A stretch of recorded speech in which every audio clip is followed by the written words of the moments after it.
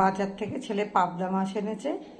এবার পাবদা মাছের আমি ঝোল করি, আলু টালু কিছু দিই না, চটজলদি একটু কালো জিরে ফোড়ন দিয়ে আদা জিরে বাটা, টমেটো, নুন, হলুদ দিয়ে বেশি কষিও না, একটু নেড়ে চেড়ে জল ঢেলে দিই, দিয়ে তারপরে যখন জলটা ফুটবে টকবক করে ওর মাছগুলোকে ছেড়ে দেবো।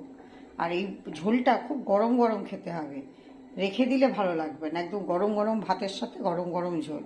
এই যে ভাত হচ্ছে আর এদিকে এই ঝোল বসাবো, দুটোই একসাথে নামবে, নামলে আমরা খেয়ে নেব। খুব ভালো লাগে এই ঝোলটা খেতে। যে ঝোল টকবক করে ফুটছে, এই মাছগুলো এবার ছেড়ে দেবো। এই আমার আর আমার ছেলের, ওর বাবা পাবদা মাছ খায় না, আমরা মা ছেলে দুজনেই পাবদা মাছের ঝোল দিয়ে দুজনে মা ছেলেতে খাবো। এবার এটা হয়ে আসবে, একদম গরম গরম ভাত হয়ে গেছে, এই যে ভাত উপর দিয়ে দিয়েছি, আর এই পাবদা মাছের ঝোল হলে একদম গরম গরম খেয়ে নেব।